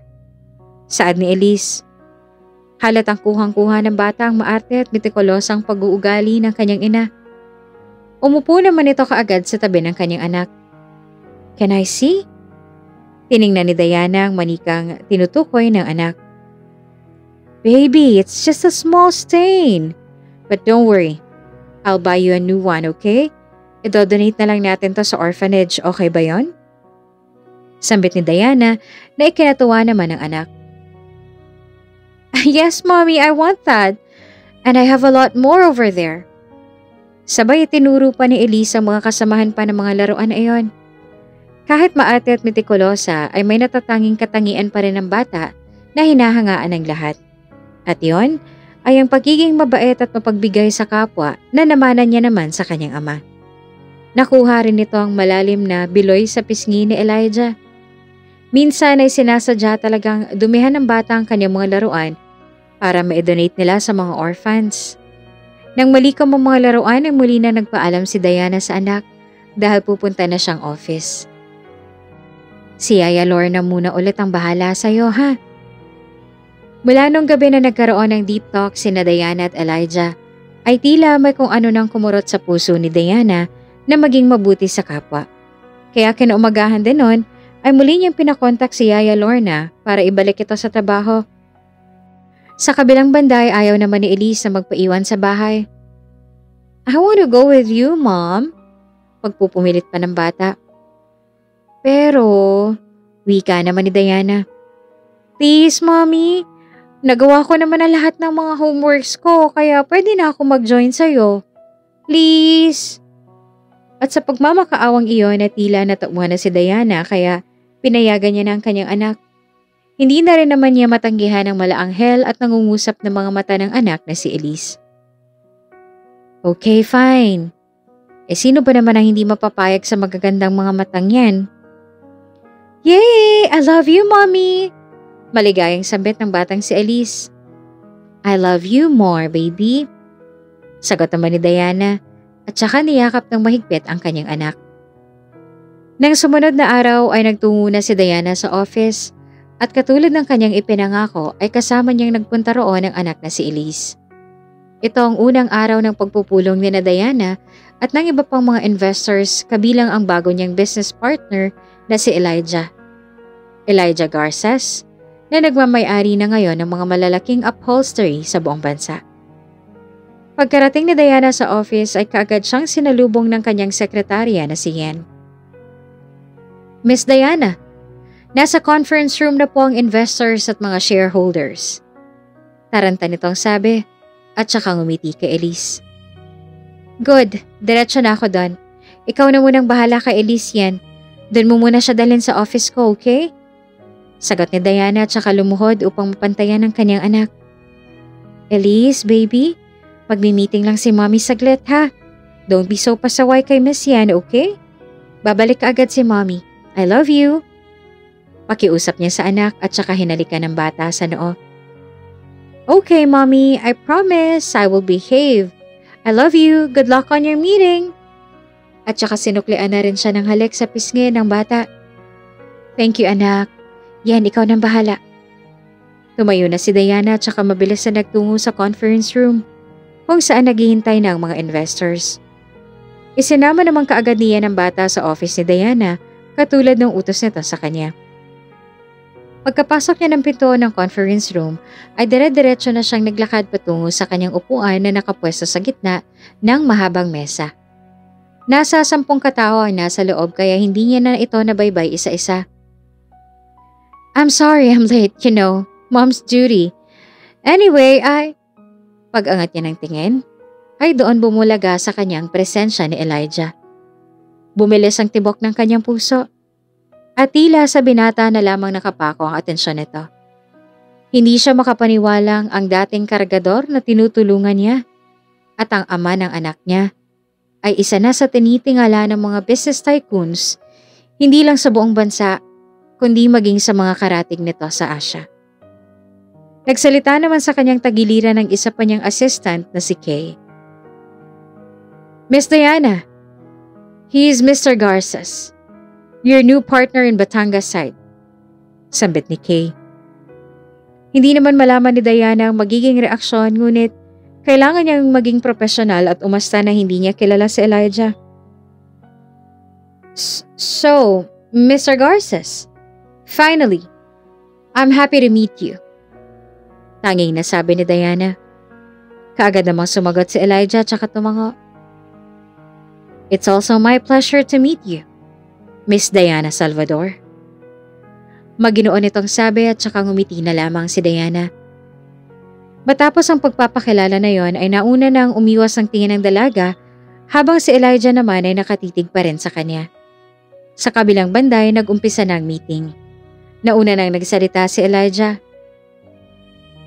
Sa tingin ko ay kakailanganin natin ng mas maraming materyales dahil nakuha na rin natin ang DepEd at iba pang mga schools dito sa bansa.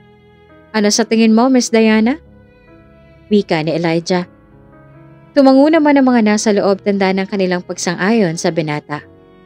Sumagot naman si Diana. Oo, tama si Mr. Garces. We need more supplies of materials dahil malapit na rin ang opening of classes. As per the Secretary of DepEd, thousands of chairs ang orderin nila para sa mga bagong upuan na ilo-launch nila. Kaya we need multiple of suppliers and distributors inside and outside the country. Saad naman ni Diana na mabilis rin namang sinang-ayunan ng lahat. Well, agree ako sa sinabi ni Mr. Garces and Miss Salvador.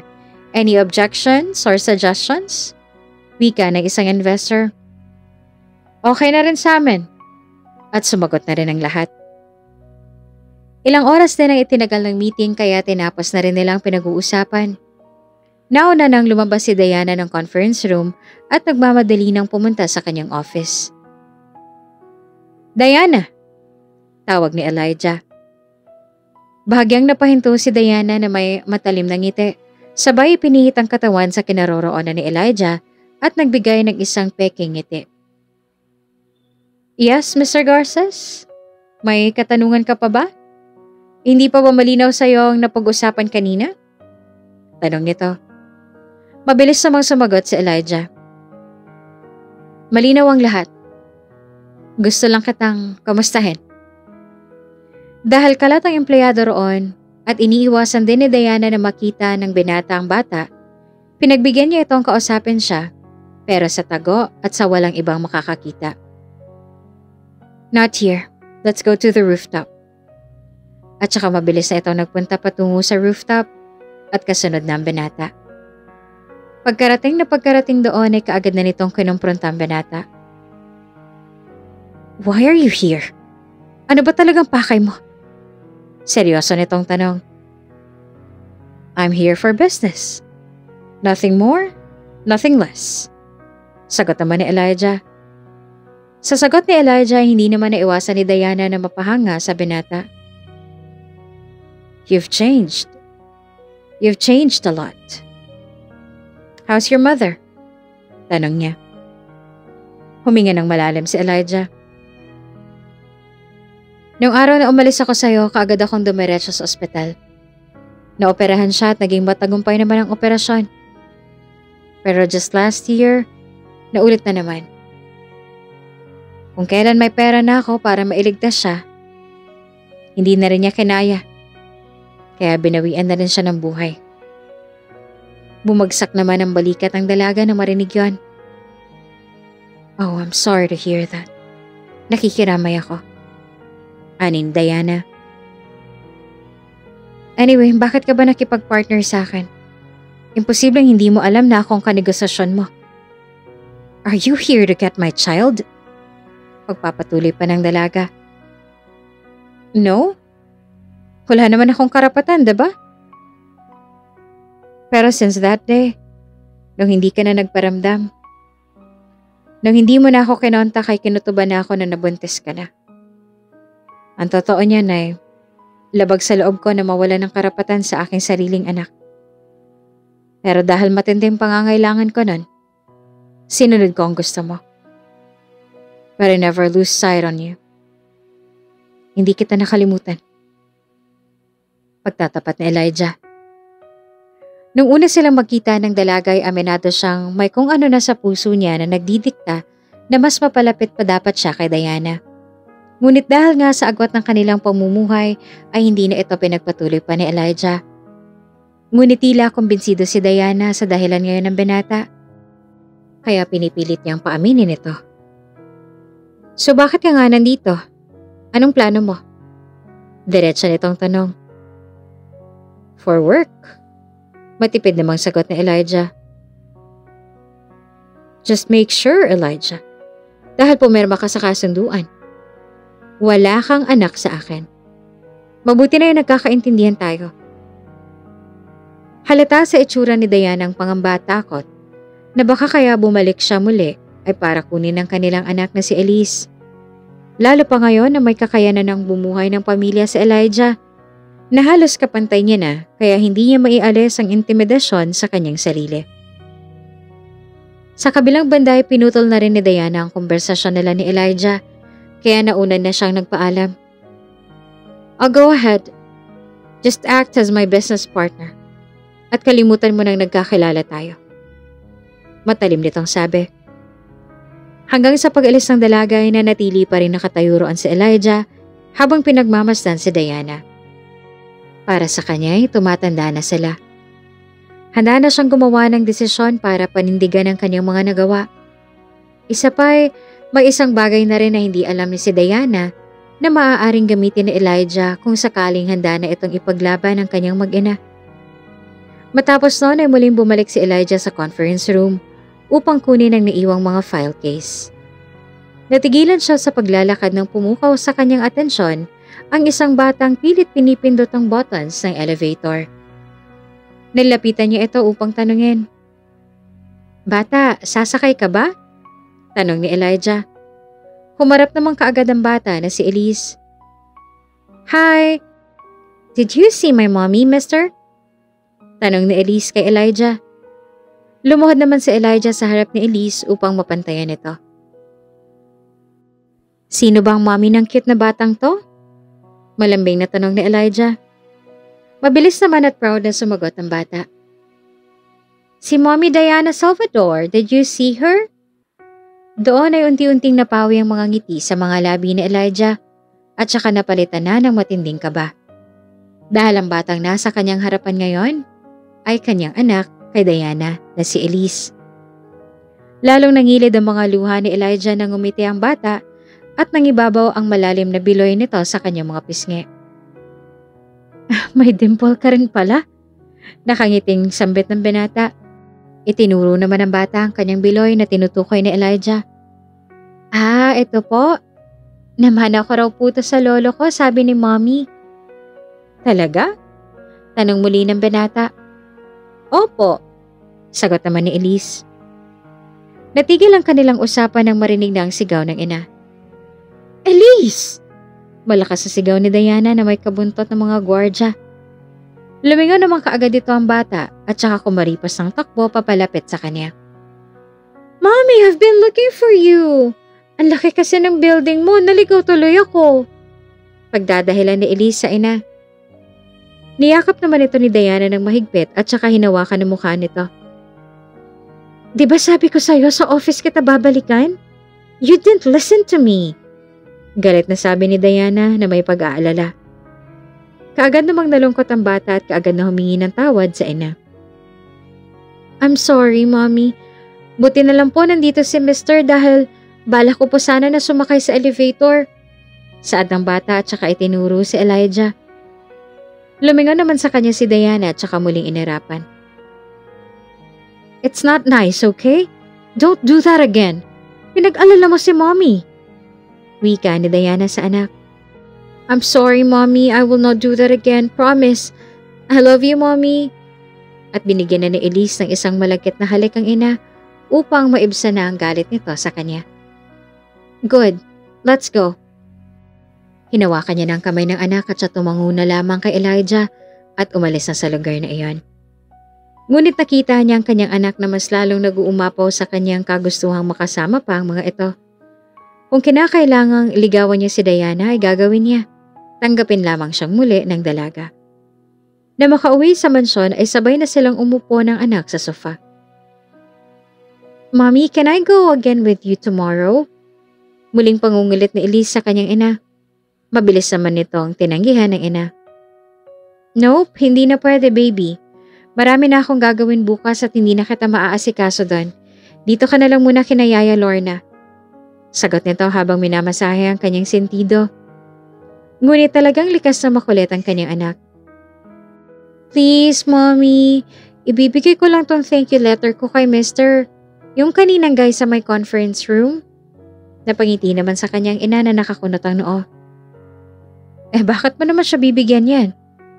Usisa ni Diana sa anak. Hindi po ako nakapagpa-thank you sa kanya kanina kaya sinulatan ko na lang siya ng letter. Sige na, Mommy. Promise, hindi na ako sasama sa susunod. Payagan mo lang po ako bukas. Please po, Mommy. Pinagdikit pa ni Elise ang kanyang palad at saka pinahaba pa ang uso sa pagmamakaawa para lamang payagan ang kanyang ina. At dahil ito ang kahinaan ni Diana, ang magagandang mata ng mga anak ay wala na rin siyang nagawa kundi payagan ito. Ay, ginamitan mo na naman ako ng karisma mo. Sige na nga. Pero bukas lang ha. The next day hindi na pwede, okay? Istrikta nitong sagot kaya mahigpit siyang niyakap ng bata. Yay! Okay, Mommy. Thank you. I love you. Nang sumunod na araw ay kasakasama muli ni Diana ang anak na si Elise. Kaagad na hinanap ng bata si Elijah upang ibigay ang sulat niyang thank you letter para rito. Nang makita niya ay malakas niyang tinawag ito. Mister! Mister! Sa lakas ng sigaw ng bata ay narinig kaagad ito ni Elijah at saka lumapit sa bata. Oh, hi! Good morning, little girl! Bungad pa ni Elijah nang nakangiti. Hi, mister! I just want to give this to you. Hindi na pinatagal pa ng bata at inilahad niya na ang ginawang letter para sa binata. What is this? Nagtatakang tanong pa ni Elijah at saka inabot ang letter. Nananatili lamang si Diana na nakatayo sa likuran ng bata. It's a thank you letter. Go, open it. Excited pa na sabi ni Elise. A thank you letter for what? Kunot na ang tanong naman ni Elijah habang marahan na binubuksan ang sobre. Because you saved me yesterday from danger. Wika naman ni Elise. Danger? Tanong ni Elijah. Opo, danger. Kung hindi po kayo dumating kahapon, baka sumakay na ako sa elevator. Tapos, possible po na matrap ako doon o makalabas ng building. At kapag nangyari yun, lalong mag-aalala si Mommy. Kaya yan, I wrote a thank you letter for you. Naglabas naman ng isang malakas na hangin si Elijah at napangiti sa matalinong bata na kausap niya ngayon. Wow, you're so witty naman. Okay, I will read this in my office, okay? Thank you for your effort. By the way, what's your name again? Muling tanong ni Elijah. Elise. Ako po si Elise. At saka sabay silang umiting dalawa. Kaagad namang napansin ng bata ang biloy sa mga pisngi ni Elijah na kaparehas ang sa kanya. Mami parehas kami ng dimple ni Mister. Ano nga po ulit ang pangalan ninyo? Maligayang tanong ni Elise. Ako si Mr. Elijah. Tinitigan niya ang bata nang may nangungusap na mga mata. Ang cute po ng dimple natin, Mr. Elijah. Sambit naman ng bata. Sa pagkakataong yun ay sumingit na sa usapan si Diana. O siya, we're getting late for our meeting, baby. Say goodbye to him na. Sabi nito sa anak. Kaagad namang sumagot ang bata. Bye-bye po. See you later, Mr. Elijah. See you later, pretty. Sambit naman ang binata. Umiwas na muli ng tingin sa kanya si Diana at saka nilisan ng lugar.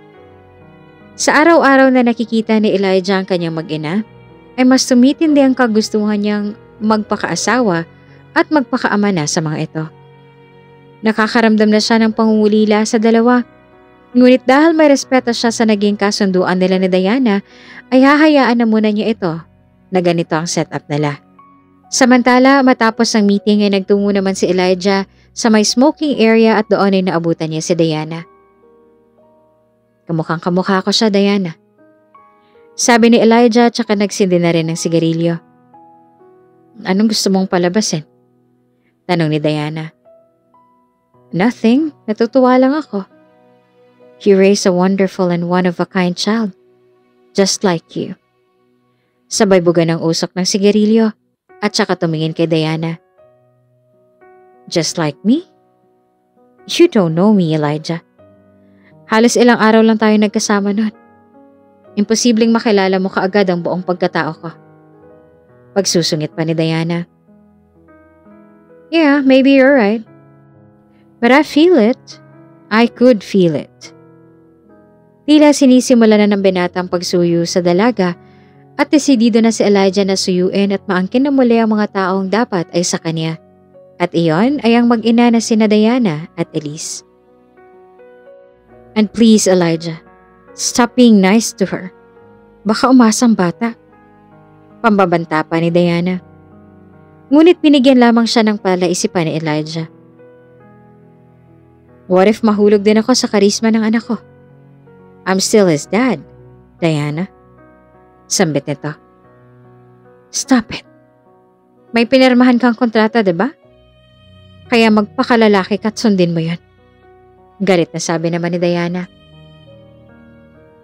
Kung pagpapakalalaki lang din naman, edi yung sinasabi na lang ng puso ko ang susundin ko. At yun ay ang panindigan kayo. Batid ni Elijah na matigas talaga ang puso ng dalaga, ngunit naniniwala siyang mapapalambutin niya ang puso nito at muling masisilayan ang mga ngiti sa labi ni Diana katulad nung una at huling gabi na nasilayan niya ito. No? You know I hate relationships. Kaya wag mo nang tangkain pa.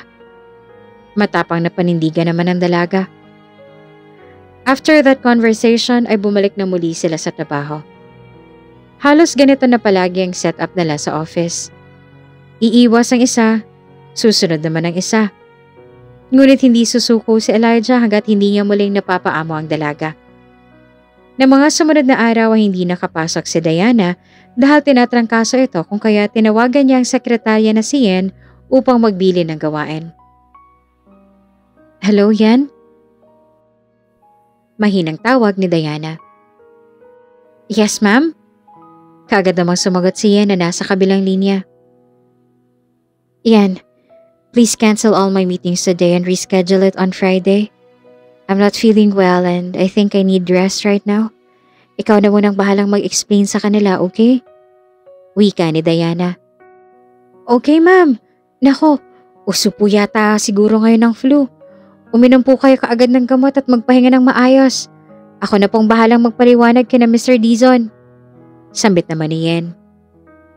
Thank you, Yen. By the way, after that, ibigay mo na muna kay Kay ang iba mong trabaho dahil foundation day ngayon kina Elise. Hindi ako makaka-attend at hindi kaya ng katawan ko. Ikaw na munang sumama sa kanya, please. Pakiusap ni Diana. Sure po ma'am. Ako na pong bahala kay Elise. After kong makausap si na Mr. Dizon ay magpapahatid na po ako kay Bogart dyan.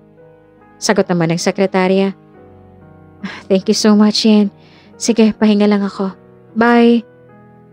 Binaba na ni Diana ang phone. Samantala sa office ay tahimik palang nakikinig sa may gilid si Elijah. Yen? Tawag nito. Kaagad namang tumagon si Yen. Oh, Sir Elijah. May kailangan po kayo, sir? Sinamantala ng binata mag-usisa. Hindi makakapasok si Diana? Opo, sir. Mukhang may trangkaso po si ma'am. Kaya pinapakancel niya po lahat ng meetings niya ngayon. At foundation day din po ngayon sa school ni na Elise. Ako po munang pinapa-attend ma'am dahil hindi po siya makakapunti. Hindi daw po niya kaya. Paliwanag pa niyan. Ganun ba? Ganito na lang. Ako na lamang ang pupunta sa foundation day ni Elise. May pinangako rin kasi ako sa bata. Alam na to ni Diana. Dadalawin ko na rin siya sa bahay. Kukunin na ni Elijah ang pagkakataon na to para masolong mag-ina at para na rin maalagaan niya si Diana. Bakas naman sa mukha niya ng pangamba. Pero po, pinutol ito kaagad ni Elijah. Gusto mo bang tawagan ko siya ngayon para makasigurado ka? Hamon ng binata. Mukha namang naniwala ng sekretarya. Wag na po. Sige po. Kayo na lang po pumunta. Pagkasabing yun ni Yen ay wala nang pinalampas pa na bawat segundo si Elijah at nagtungo na kaagad sa mansyon ni na Diana. Hindi na rin siya nag-abala pa na itanong ang address sa sekretarya dahil tanda pa rin naman niya ang bahay ng mga ito. Samantala sa mansyon ay nakahilata pa rin si Diana sa kanyang kama at hinang-hina. Mami, gusto mo ba na magstay na lang ako dito para may mag-alaga sa'yo? Malambing na tanong ni Elise. Huwag na, baby. Hindi ba matagal mo nang hinihintay ang araw na to? Huwag mo na akong alalahanin. Makakasama mo naman si Miss Yen. Siya na munang bahala sa'yo. Don't miss this important day, baby, okay? Mommy will be okay. I want you to enjoy. Alright? Paliwanag naman ni Diana sa mababang tono. Pero mommy, paano ka? Pati yung foundation day, dapat ay may mommy man lamang o daddy na kasama. Hindi secretary o yaya. Kaya hindi ko rin yun ma-enjoy kung wala ka. Kaya dito na lang ako, aalagaan na lang kita. Natigil ang usapan nila nang biglang pumasok si Elijah. Pwede bang ako na lang sumama? Tanong nito na nakangiti. Bakas naman sa mukha ng batang excitement na makita ang binata. Mr. Elijah? Nakangiting sabi ni Elise. Kahit nanghihina pa ay pinilit pa rin ni Diana na makabangon. What are you doing here? Where's Yen? Nagtataka nitong tanong. She's in the office. Matapat na sagot naman ni Elijah. I'll call her. Mabilis na kinuha ni Diana ang kanyang telepono upang tawagan sana at pagalitan si Yen. Ngunit pinigilan kaagad ito ni Elijah. Huwag na. Huwag mo siyang pagalitan. Ako nagpumilit. At isa pa, huwag mo nang payasahin pang sarili mo na gumalaw. Baka lalong lumala pa ang trangkaso mo. Sambit ni Elijah. Binaling naman ito ang atensyon sa bata. Elise, what time ang program nyo? Mamaya pong 10 a.m. Sagot naman ni Elise. Good. 9 a.m. pa lang naman kaya aalagaan muna natin ang mommy mo. Tapos ako nang sasama sa'yo sa school mo. Okay ba yan? Tuwang-tuwa naman ang bata sa narinig. Nalungkot naman ang mukha ni Elise. Pero po, nag-aalalang tanong ng bata. Oh, bakit? Hindi ba kanina sinabi mo hindi masayang foundation day kapag secretary o yaya lamang ang kasama mo? Kaya ako ang sasama. Isipin mo na lang na, tito mo ako. Okay ba yun? Sabi ng binata. Kaagad namang sumabat si Diana. Elijah, stop it! Please, wag ka nang makulit. Pakiusap ng dalaga. Ikaw ang wag makulit. Sabi ng mga empleyado mo halos araw-araw ka raw subsob sa trabaho. Walang pahinga. Magkakasakit ka talaga niyan. Tingnan mo, ang payat-payat mo na nga. Tapos, lagi ka pang nagpapakapagod. Halika, uminom ka na ng gamot. Lumapit si Elijah tsaka umupo sa may gilid ng kama, sabay ipinatong sa may maliit na mesa ang dalang mangkok ng lugaw at ang gamot ni Diana. Ngunit patuloy na tumututol si Diana. Ayoko! Sigaw ni Diana. Tumingin naman si Elijah sa bata at ito ang tinanong niya. Elise, matigas pa talaga ang ulo ng mommy mo? Sumagot naman kaagad si Elise. Medyo po. Work is life po si mommy eh. Tinignan naman siya ng matilim ng ina. Elise?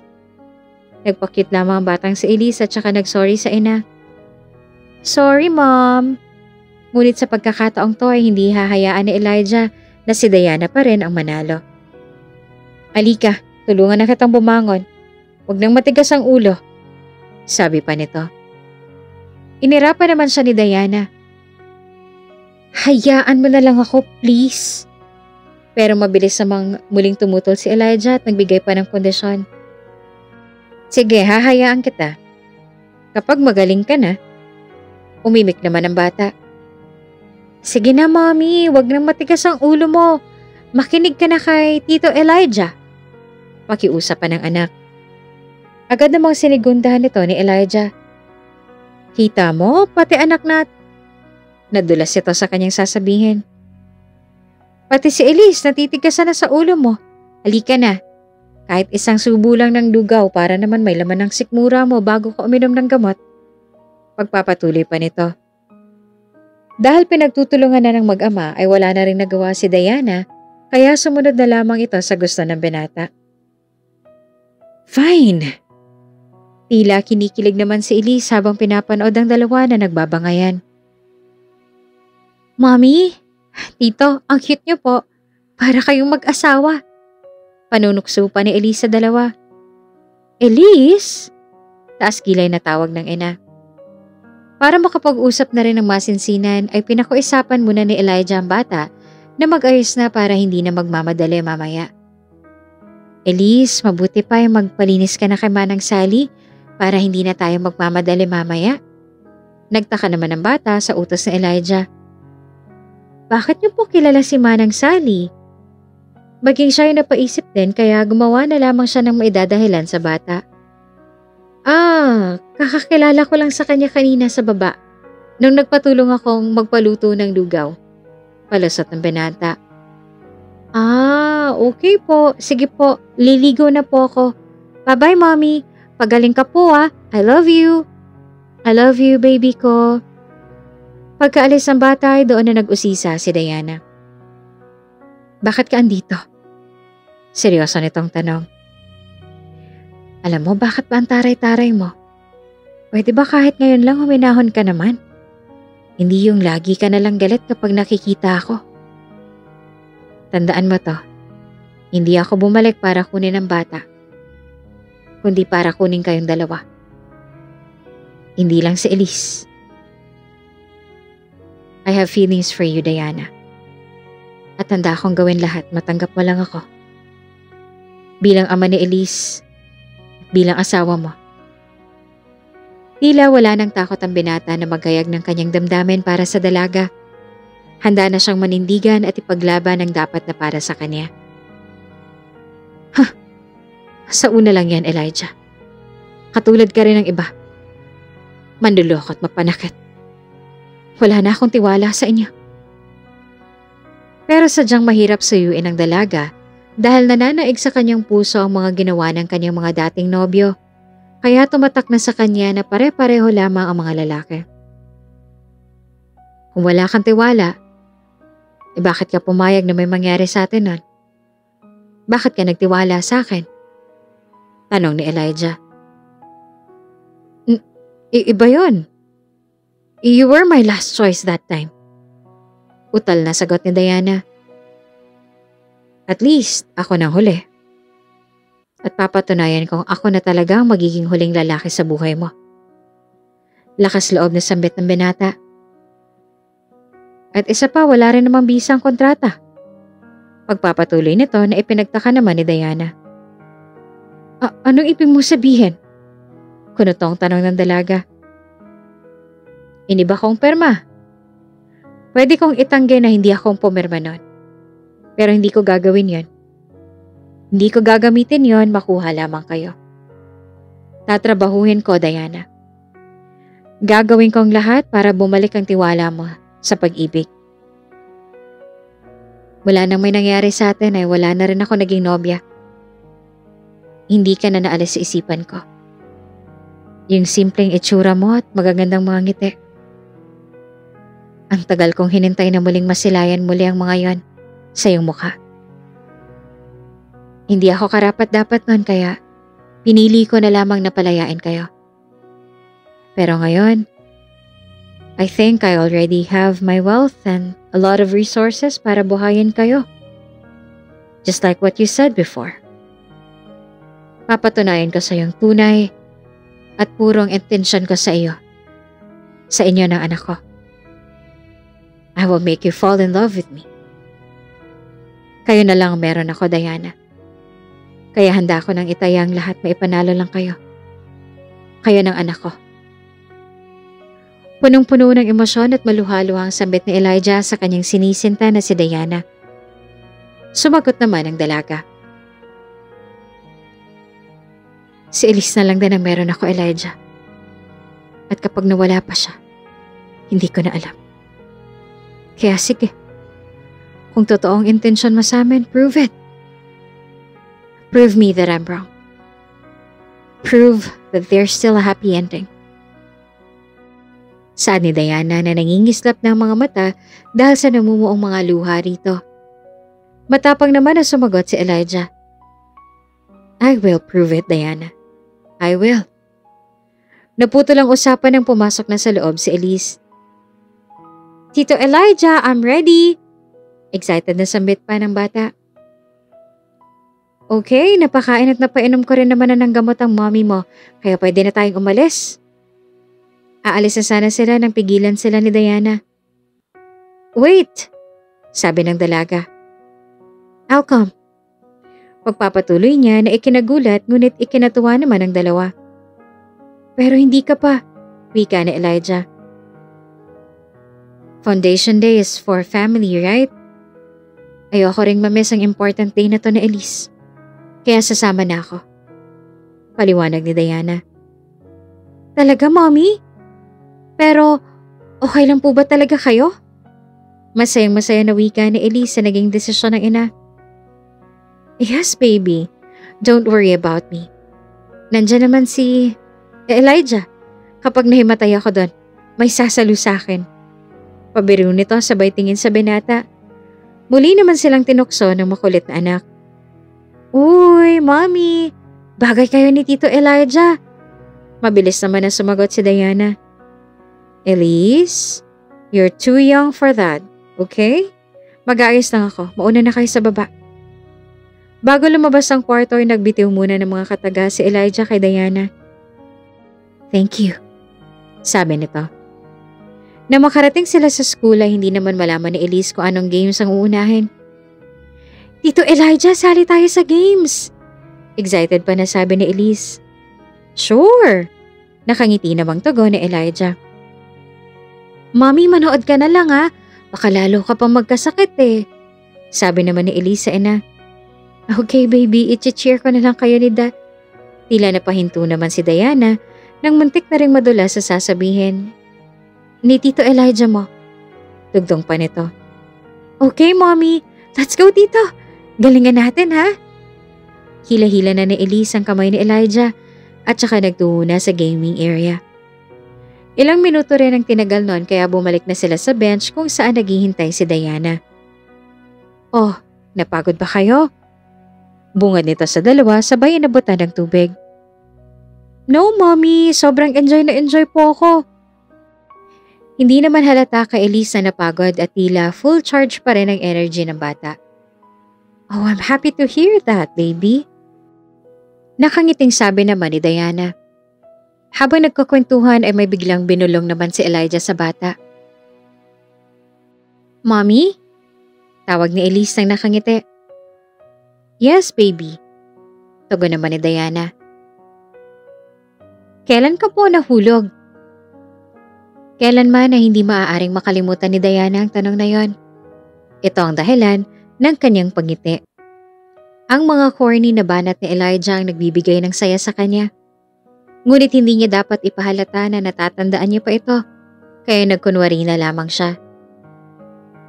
Nahulog? Tanong ni Diana na nagtataka. Dahil mukha ka isang anghel na nahulog mula sa langit. At saka nagtawanan sila sa sagot na iyon ni Elise. Hanggang ngayon, corny ka pa rin. Iiling-iling na sabi ni Diana habang tumatawa. Muli siyang tinawag ng anak. Mommy! Tugon muli nito. Ibenta mo na raw ang mansyon natin. Tila iba ang isang ito ngayon kaya muling nagtaka si Diana. Ha? Bakit naman natin ibebenta? Dahil doon na raw tayo titira sa puso ni Tito Elijah. At muli sila nagtawanan. Sa kalagitnaan naman ng tawanan yon ay biglang lumuhad si Elijah sa harapan ni Diana. Hindi alintana kung maraming tao sa paligid na makakakita. Diana, please. Allow me na ligawan ka. Seryoso nitong sabi. Tumayo ka nga dyan. Ang tanda-tanda na natin para dyan. Nahihiya namang sambit ng dalaga. Please. Ngunit hindi tatayo ang binata hanggat hindi pumapayag si Diana. Wala na rin nagawa ang dalaga kaya pinayagan niya na ito. Ay, fine. Oo na, sige na. Pinapayagan na kita. Muling tumayo si Elijah tsaka hinalikan ng dalaga sa noo. Thank you. Pasasalamat ng binata. Binaling naman nito ang tingin sa bata na tuwang-tuwa sa ginagawa nila. Rinig mo yun, Elise? Bawal nang mag-entertain ang mommy mo ng ibang guy dahil ako nang una at huli. Tumango naman ang bata na tanda ng pagsang-ayon niya sa binata. Nang matapos ang buong araw sa school ay umuwi na sila. Sa may pinto ay humarap si Diana kay Elijah. Thank you, sabi ni Diana. Kagad namang sumagot si Elijah. You deserve those smiles. Lagi mong isuot yan, ha? Bagay na bagay sa'yo. Sambit nito at saka tumangong nakangiti ang dalaga. Sige na, gabi na. May meeting pa tayo bukas, sabi ni Diana. Ngunit tila gusto nang kuhanin ni Elijah ang pagkakataon na ito na aminin ang lahat sa bata. Diana, tawag nito. Tugon naman ang dalaga. Aminin na natin sa bata. Diretsa nitong sabi. Ngunit kaagad na nakiusap sa kanya ang dalaga. Not now, please. Magagalit yon kapag nalaman niyang nagsinungaling ako sa kanya. Nag-aalala lang sabi ni Diana. Sumagot naman si Elijah. Elise is a smart child. Mauunawaan yun ng bata at malawak ang pangunawa. Sabihin na natin sa kanya. Kailangang malaman na to ng bata. Kita mo ba yung mga ngiti niya kanina? Na kumpleto tayo? Ayoko nang itigil pa yan. Ayoko nang alisin pang mga ngiti niyo sa inyong mga labi. Kaya please Diana, let's tell her the truth. Sa isip ni Diana ay marahil tama nga si Elijah. Ayaw niya nang buhayin pa sa kasinungalingan ng anak niya, kaya pumayag na siya sa gustong mangyari ni Elijah. Tinawag nila ang bata at saka pinaupo sa sofa katabi nila.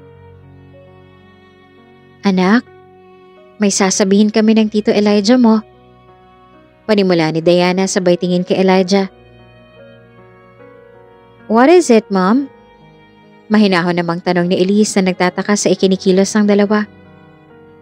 But first, I want you to know that Mommy loves you so much, okay? Anak, Remember the time I told you na iniwan tayo ng daddy mo? Saad ni Diana. Of course yes, Mommy, and he's so bad. Galit na sabi ng bata. Baby, I'm sorry. I'm sorry because Mommy lied to you. What do you mean, Mommy? Nagtatakang tanong ni Elise. Hindi totoo na iniwan niya tayo. It's a long story. At sa mga susunod na araw ay unti-unti naming ipapaliwanag sa'yo. Si Elijah. Siya ang tunay mong daddy. Matapang na pagtatapat ng dalaga sa anak. Bigla namang naguluhan ng bata.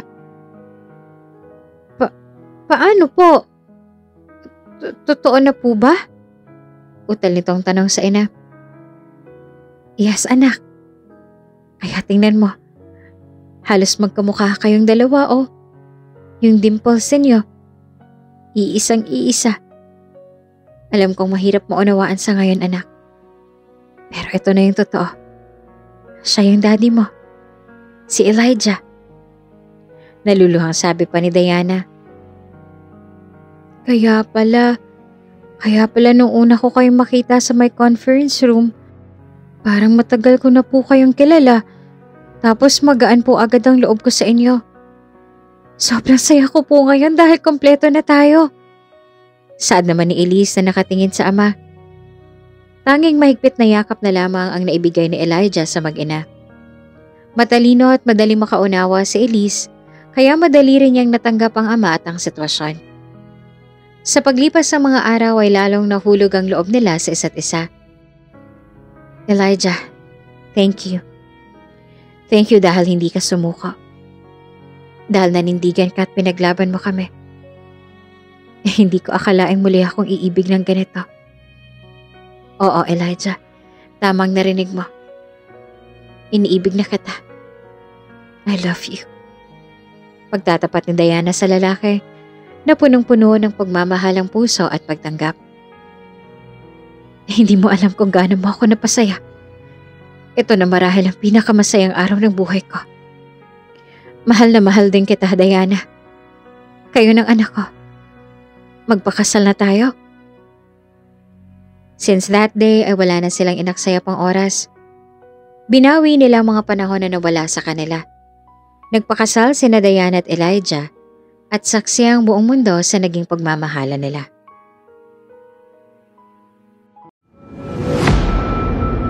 Kung bago ka pa lang sa channel na ito, Ate Jane TV, huwag kalimutang pindutin ang notification bell and subscribe button.